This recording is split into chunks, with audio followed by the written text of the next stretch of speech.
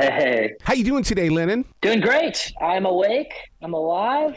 The sun is rising over here. Things are good. How are you? Doing fantastic. I got to tell you something. That the fact that that your name is Lennon, there's such a full circle that goes with John Lennon and me. In the fact that my last book was about John Lennon, it opened the door for me to talk with Yoko Ono as well as Julian Lennon. So to be speaking with you today is still part of that story of the Lennon family.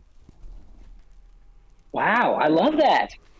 I love that connection and the opportunities that you had there. That's amazing. Did it open your heart to study the brilliant writing and performance of John Lennon, knowing that your mother, called you Lennon?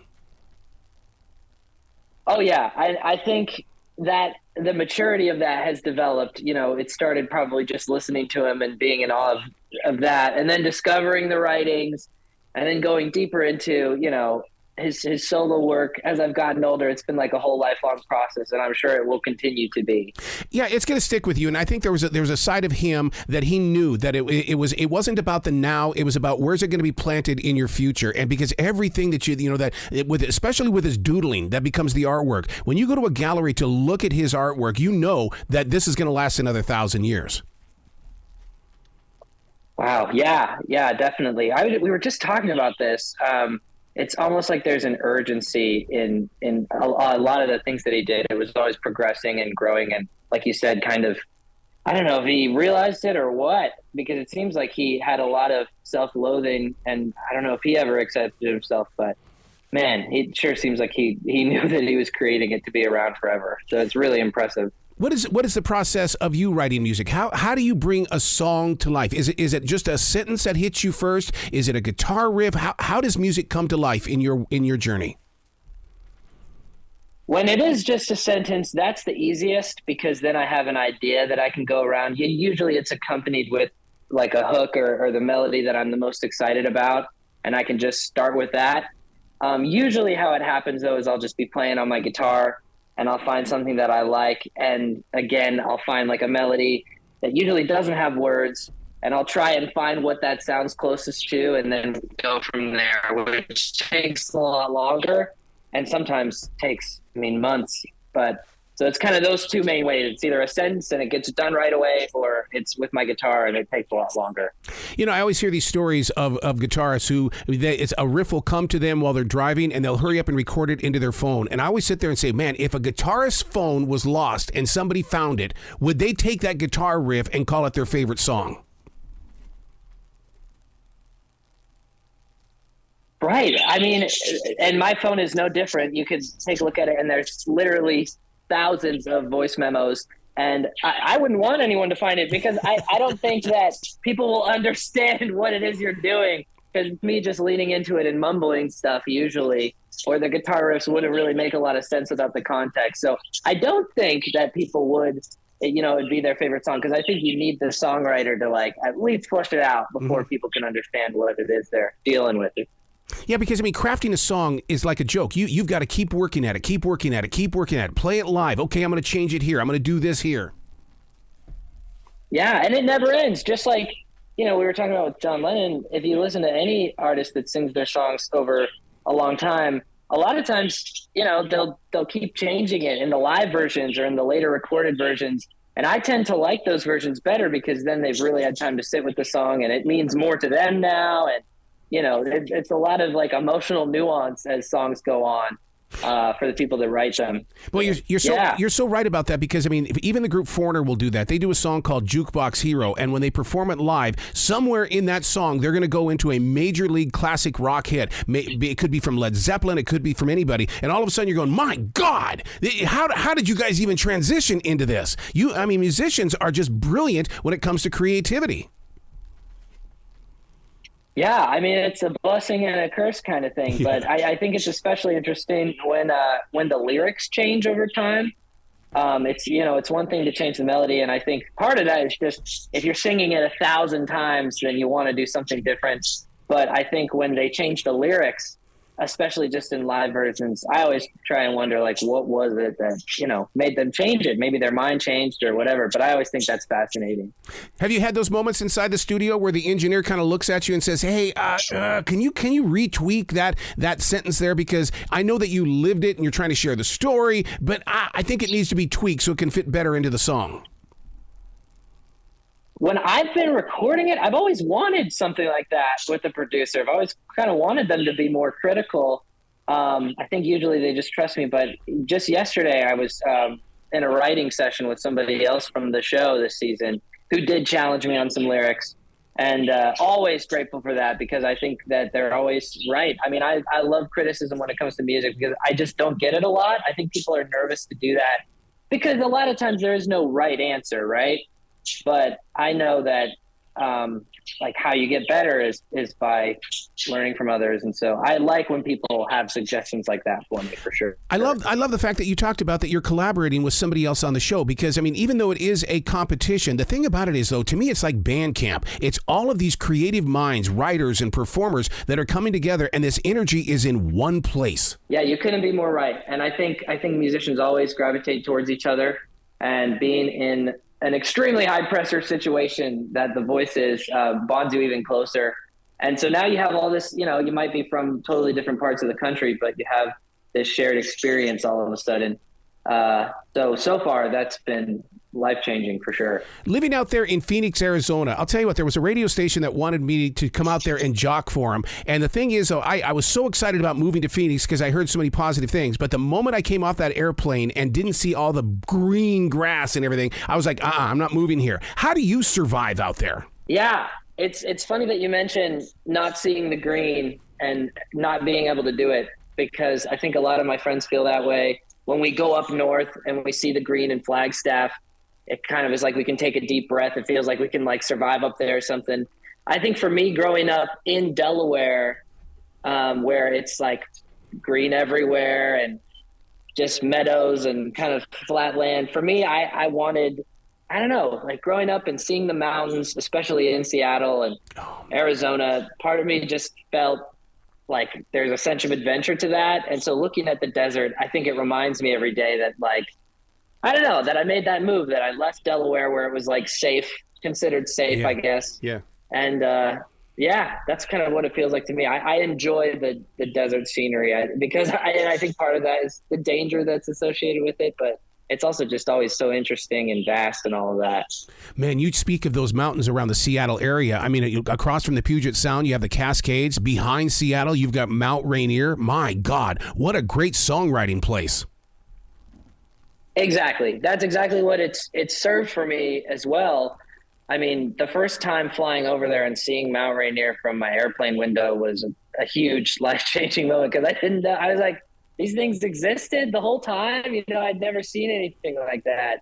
And you can just spend, obviously, thousands of years in the mountains and you'll always see something new. And what that can teach you about songwriting and about life and our existence, I mean, it's just, there's so much there. And I'm obviously not close to the first person to discover that, but I'm grateful that I can use that as my own, creative muse as well.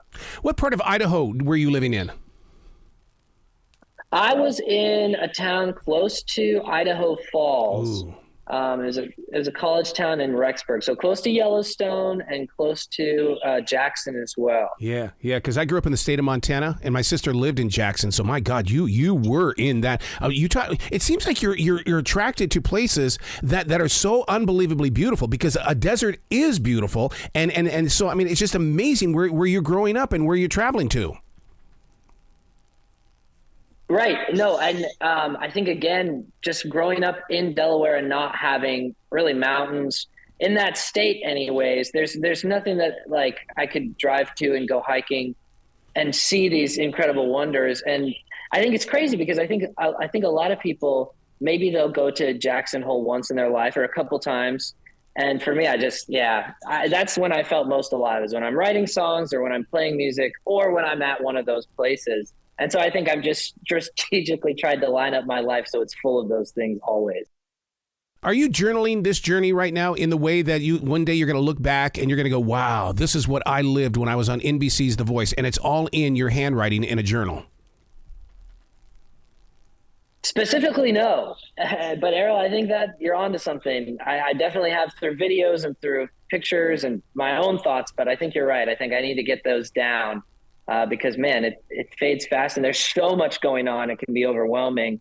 And so I think I'll be disappointed if I don't. So this is a good reminder. Well, I'll tell you what I love about it is I call it the Dear Future Reader journey is what I do. Because, I mean, in this studio where I am right now, I have 29 years of daily writing. I can go to any position and see where the creativity started. And so with you being so close to all of this beauty around you and this experience in L.A. and stuff with NBC's The Voice, it's like, I know this guy's got to be a writer. He sounds like he's a writer.